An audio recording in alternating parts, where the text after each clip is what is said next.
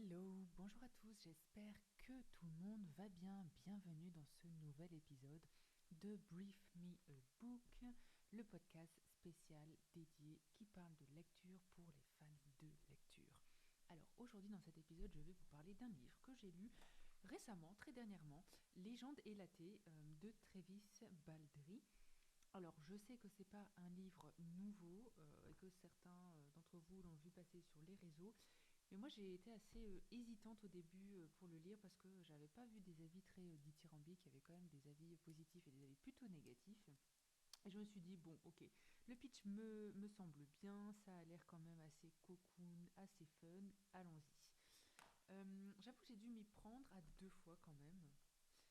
Je l'avais commencé il y a quelques semaines, mais voilà, j'étais dans une période de boulot et je pense que j'avais pas le cerveau et l'état d'esprit de livre pour lire justement un livre un peu tout doux, un peu lent.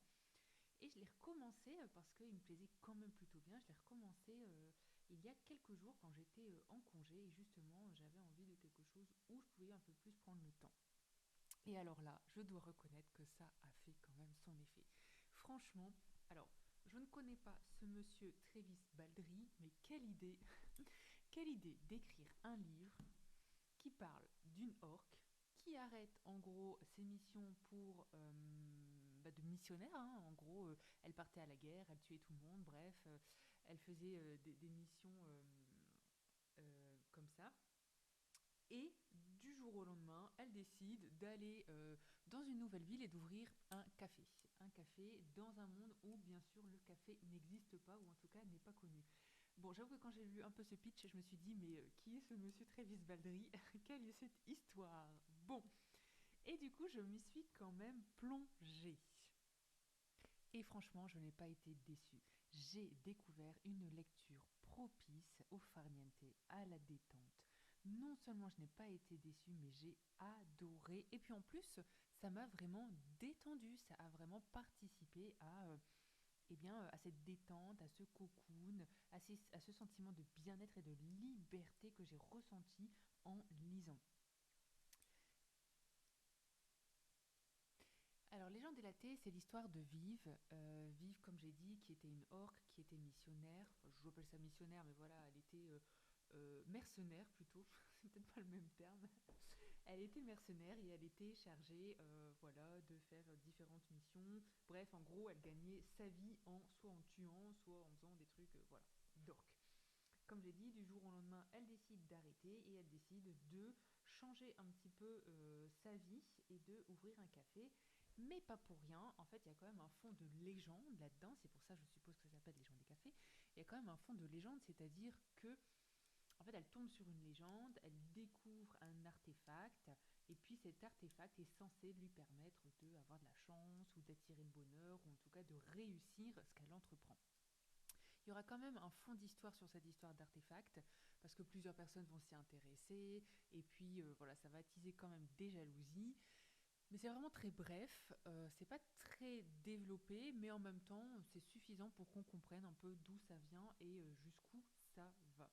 Alors, moi, ce que j'ai adoré dans ce livre, c'est que déjà, c'est un mélange. C'est un mélange de genres. C'est un mélange entre alors, un minimum de fantaisie, un minimum de romance et beaucoup de cocoon, quoi. Clairement, une lecture cocooning. On est vraiment dans ce registre. Je ne sais pas si c'est un registre qui existe d'ailleurs, mais on est vraiment là-dedans. Et alors c'est vrai que j'ai vu des avis et certaines personnes n'étaient pas très fans parce que la fantaisie justement n'était pas développée. Alors après, oui, ce n'est pas un livre de fantaisie. Si vous souhaitez des grandes découvertes, des grandes aventures et des grands aventuriers, bon, ne partez pas là-dessus, hein. Mais si vous avez, voilà, envie de quelque chose de doux, quelque chose de cocoon, quelque chose de simple et quelque chose d'assez drôle, eh bien allez-y, moi je vous le recommande. On est vraiment aussi sur une ode au développement personnel, au bien-être, à la détente.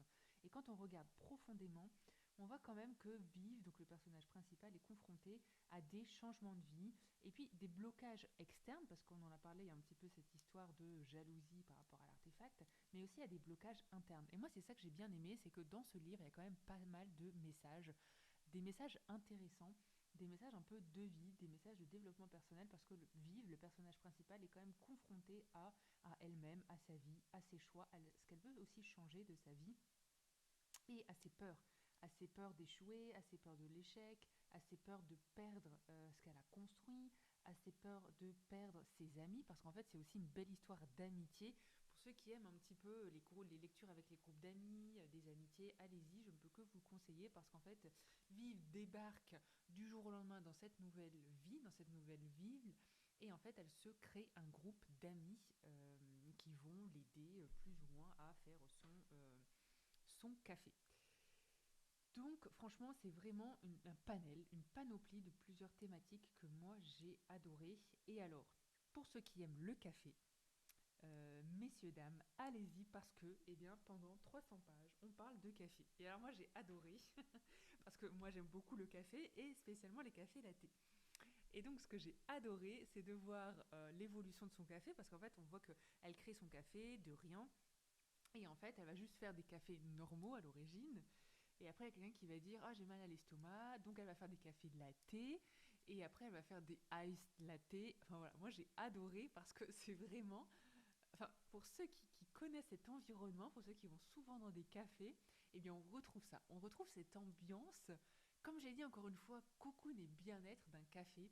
Et moi j'ai adoré. Et alors, on a quand même une note aussi de pâtisserie, parce qu'il y a quand même un boulanger qui arrive et qui nous fait des roulés à la cannelle. Mais moi, vous me mettez du latte et des roulés à la cannelle, et bien pendant 300 pages, j'ai salivé.